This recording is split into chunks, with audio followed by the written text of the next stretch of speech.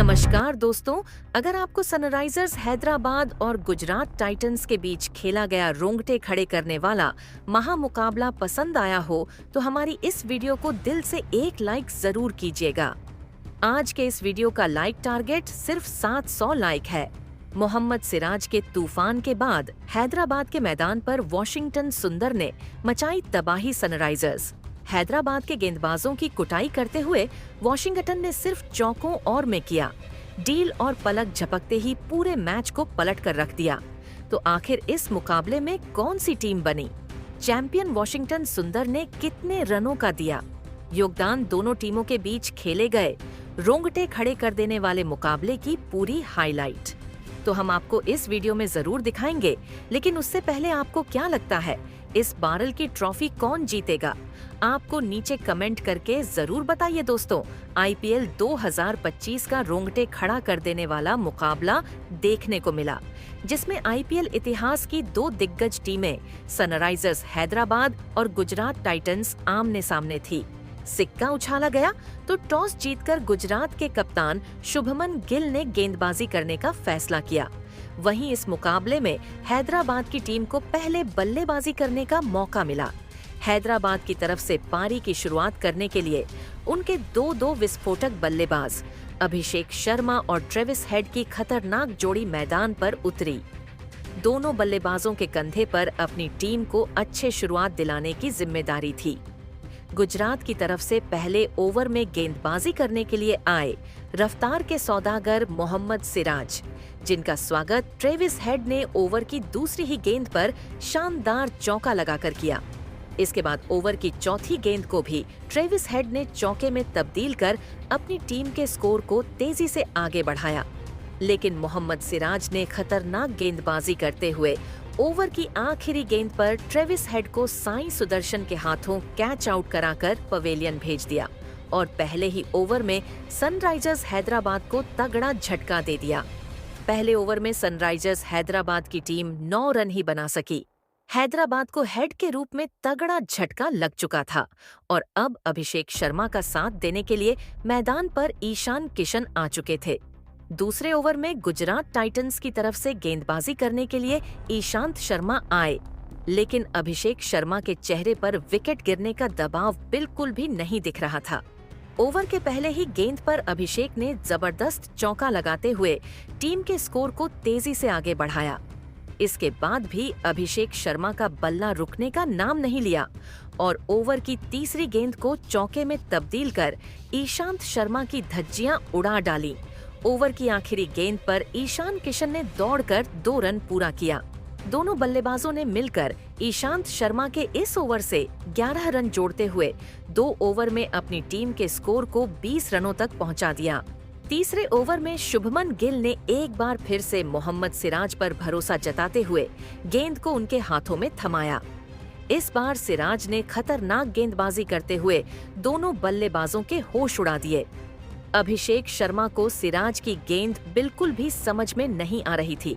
एक रन बनाना उनके लिए काफी मुश्किल हो रहा था, लेकिन ओवर की आखिरी गेंद पर अभिषेक ने चौका लगाते हुए 3 ओवर में सनराइजर्स हैदराबाद के स्कोर को 24 रनों तक पहुंचा दिया। गुजरात की तरफ से चौथे ओवर में गेंदबाजी करने के लिए फिर से ईशांत शर्मा आए।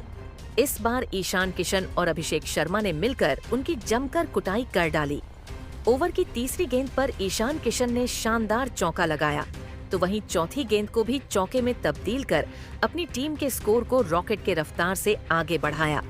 एक छोर से ईशान किशन चौकों की बारिश करते हुए तेजी से रन बटोर रहे थे, तो दूसरी छोर से अभिषेक शर्मा भी कंधे से कंधे मिलाकर उनका साथ दे रहे थे। आखिरी गेंद पर अभिषेक शर्मा ने शानदार चौका लगाते हुए ईशांत शर्मा को घुटने टेकने के लिए मजबूर कर दिया। दोनों बल्लेबाजों ने मिलकर इस ओवर से 13 रन जोड़ा। 4 ओवर की समाप्ति के बाद सनराइजर्स हैदराबाद का स्कोर एक विकेट के नुकसान पर 37 रनों तक पहुंच गया। 5वीं ओवर में कप्तान गिल ने एक बार फिर से सिराज पर भरोसा जताते हुए गेंद को उनके हाथ में थमा दिया। आते ही मोहम्मद सिराज शानदार गेंदबाजी का नजारा पेश कर रहे थे। ओवर की चौथी गेंद पर मोहम्मद सिराज ने अभिषेक शर्मा को अपना शिकार बनाया और राहुल तेतिया के हाथों कैच कराकर उनको भी पवेलियन का रास्ता दिखा दिया। अभिषेक शर्मा अपनी टीम के लिए 18 रन बनाकर निराशा मन से वापस लौट गए, लेकिन ईशान किशन अभी भी मैदान पर डटे हुए थे। अभिषेक का विकेट गिरने के बाद ईशान का साथ देने के लिए नीतीश कुमार रेड्डी मैदान पर उतरे। 5 ओवर की समाप्ति के बाद सनराइजर्स हैदराबाद का स्कोर सिर्फ 38 रनों तक पहुंच पाया। वहीं उसके 2 बड़े बल्लेबाज पवेलियन की तरफ लौट चुके थे। गुजरात की तरफ से पावर प्ले के अंतिम ओवर में गेंदबाजी करने के लिए प्रसिद्ध कृष्णा आए। प्रसिद्ध कृष्णा शानदार गेंदबाजी करते हुए दोनों बल्लेबाजों को बांध कर रखा नीतीश कुमार रेड्डी और ईशान किशन इस ओवर में एक रन के लिए तरस रहे थे। प्रसिद्ध कृष्णा खतरनाक गेंदबाजी करते हुए अपने इस ओवर में सिर्फ 7 रन ही खर्च किए। पावर प्ले की समाप्ति के बाद हैदराबाद की टीम अपने 2 विकेट गंवाकर सिर्फ 45 रन ही बना पाई। पावर प्ले की समाप्ति के बाद 7वें ओवर में कप्तान शुभमन गिल ने फिर इसे गेंदबाजी में बदलाव किया और इस बार उन्होंने स्पिन के जादूगर राशिद खान को बुला लिया। ईशान किशन और नीतीश कुमार रेड्डी राशिद खान के इस ओवर में कोई बड़ा शॉट नहीं लगा पाए और दोनों का बल्ला खामोश रहा। राशिद खान ने जबरदस्त गेंदबाजी करते हुए अपने इस ओवर में सिर्फ 4 रन देकर हैदराबाद के स्कोर पर एक बार फिर से ब्रेक लगा दिया। 7 ओवर की समाप्ति के बाद हैदराबाद की टीम 50 रनों के आंकड़े तक भी नहीं पहुंच पाई। 8वें ओवर में गेंदबाजी करने के लिए फिर से प्रसिद्ध कृष्णा आए, जहां उन्होंने दूसरी गेंद पर ईशान किशन को आउट करके हैदराबाद को तीसरा झटका दे दिया। ईशान किशन 17 रन बनाकर निराश मन से वापस लौट गए। अब नीतीश कुमार रेड्डी का साथ देने के लिए हेनरिक क्लासेसन मैदान पर आ चुके थे। 8 ओवर की समाप्ति के बाद हैदराबाद का स्कोर 3 विकेट के नुकसान पर 52 रनों तक पहुंच गया। 9वें ओवर में राशिद खान ने शानदार गेंदबाजी करते हुए सिर्फ 6 रन दिए। इसके बाद 10वें ओवर में गिल ने फिर से गेंदबाजी में बदलाव किया और इस बार साई किशोर को बुला लिया। इस ओवर में भी दोनों बल्लेबाज कुछ खास नहीं कर पाए। 10 ओवर की समाप्ति के बाद हैदराबाद सिर्फ 64 रन बना पाई। 11वें ओवर में एक बार फिर से गेंदबाजी करने के लिए आए राशिद खान। इस बार नीतीश कुमार रेड्डी ने उनकी तगड़ी कुटाई कर डाली। ओवर की पहली गेंद पर शानदार चौका लगाते हुए नीतीश ने अपनी टीम के स्कोर को तेजी से आगे बढ़ाया, तो वहीं तीसरी गेंद को भी उन्होंने चौके में तब्दील कर दिया।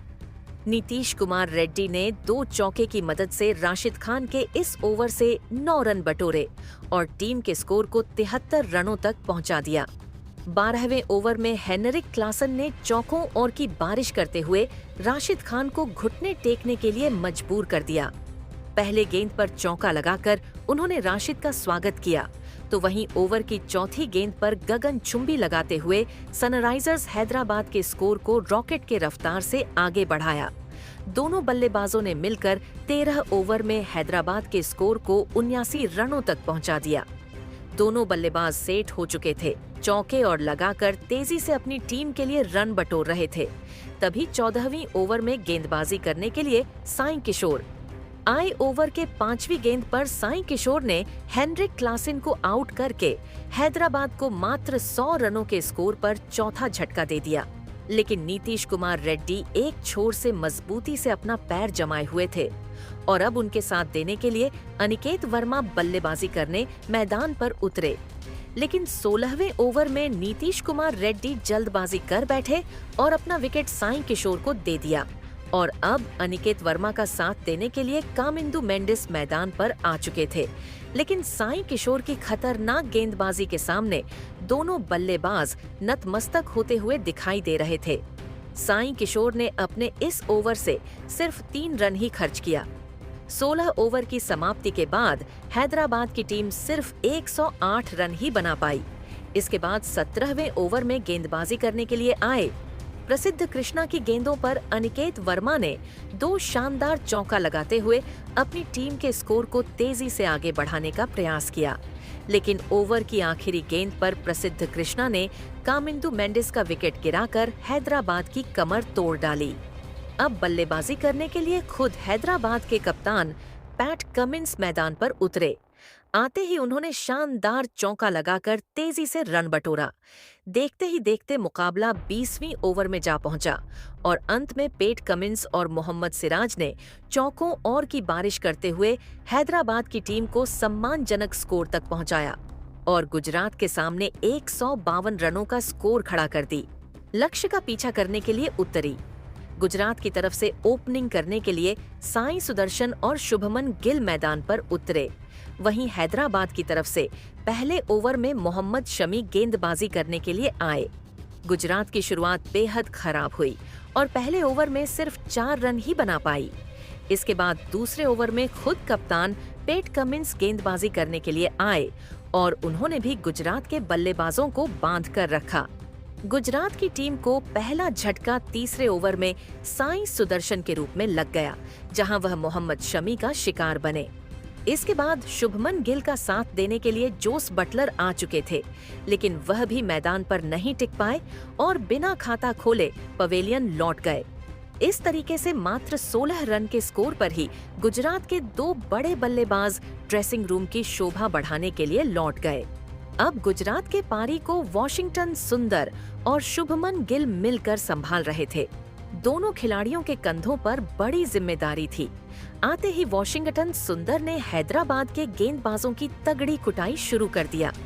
चौकों और की बारिश करते हुए अपनी टीम के स्कोर को रॉकेट की रफ्तार से आगे बढ़ाया। इस तरीके से दोनों बल्लेबाजों ने तेजी से रन बटोरते हुए गुजरात के स्कोर को 7 ओवरों में 56 रनों तक पहुंचा दिया।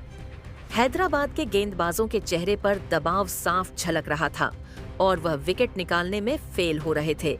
वहीं वॉशिंगटन सुंदर और शुभमन गिल का बल्ला जमकर दहाड़ रहा था। दोनों बल्लेबाजों ने जबरदस्त साझेदारी करते हुए 10 ओवरों में ही अपनी टीम के स्कोर को 80 रनों के पार पहुंचा दिया। 11वें ओवर में विकेट की तलाश में गेंदबाजी करने के लिए एक बार फिर खुद कप्तान पेट कमिंस आए, लेकिन वह भी विकेट निकालने में फेल रहे।